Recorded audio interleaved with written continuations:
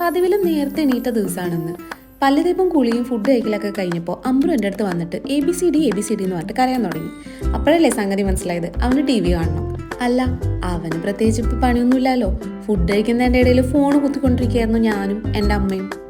അപ്പം എനിക്ക് മനസ്സിലായി ആൾക്ക് ബോറടിക്കുന്നുണ്ട്, അതുകൊണ്ടാണ് TV വെച്ചാരാൻ പറയണേ എന്നുള്ളത്.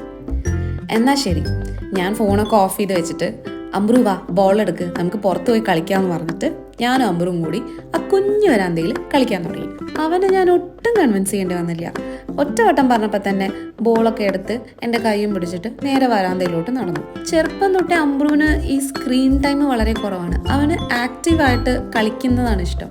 വെറുതെ ഇങ്ങനെ ഇരുന്ന് കാർട്ടൂൺ കാണാനോ അല്ലെങ്കിൽ മൊബൈലിൽ എന്തെങ്കിലും ചെയ്യാനോ തീരെ ഇഷ്ടമില്ലാത്ത കുട്ടിയാണ് അമ്പ്രു.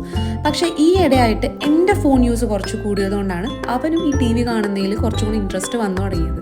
കുറച്ച് കഴിഞ്ഞപ്പോൾ അമ്പ്രുവിൻ്റെ പൊപ്പോയിൻ്റെ ഷൂ എടുത്ത് കൊണ്ടുവന്നിട്ട് അതും ഇട്ട് നടക്കാൻ തുടങ്ങി. കുഞ്ഞു കുട്ടികളായിരിക്കുമ്പോൾ എല്ലാവർക്കും ഉണ്ടാവില്ലേ ഇതുപോലത്തെ ചെറിയ ചെറിയ ഒബ്സഷൻസ്. അതായത് വലിയ ആൾക്കാരുടെ ചെരുപ്പിട്ട് നടക്കുക, അമ്മയുടെ സാരി എടുത്ത് ഉടുക്കുക, വലിയ ആൾക്കാരുടെ നല്ല പവറുള്ള ഗ്ലാസ്സും വെച്ചിട്ട് തത്തിക പിത്തിക എന്ന് പറഞ്ഞിട്ട് നടക്കുക. എൻ്റെ മെയിൻ പരിപാടിയായിരുന്നു നമ്മൾ ഡാൻസിനൊക്കെ വെക്കുന്ന ഹെയർ എക്സ്റ്റൻഷനും വെച്ചിട്ട് എൻ്റെ മുടിക്ക് എത്ര നീളമെന്നും പറഞ്ഞിട്ട് കണ്ണാടിയുടെ മുമ്പിൽ നിന്നിട്ട് ഡാൻസ് കളിക്കുന്നത്. ഈ വീഡിയോ കാണുന്നവർക്ക് നിങ്ങൾ ചെറുപ്പത്തിൽ ചെയ്തിട്ടുള്ള ഇതുപോലത്തെ കുഞ്ഞു കുഞ്ഞു കാര്യങ്ങൾ ഓർമ്മ വന്നില്ലേ? അത് മനസ്സിൽ വെക്കാണ്ട് കമൻ്റ് ആയിട്ടിടാം. എന്തൊക്കെ വെറൈറ്റി സംഭവങ്ങൾ ഉണ്ടെന്ന് നോക്കാമല്ലോ നമുക്ക്.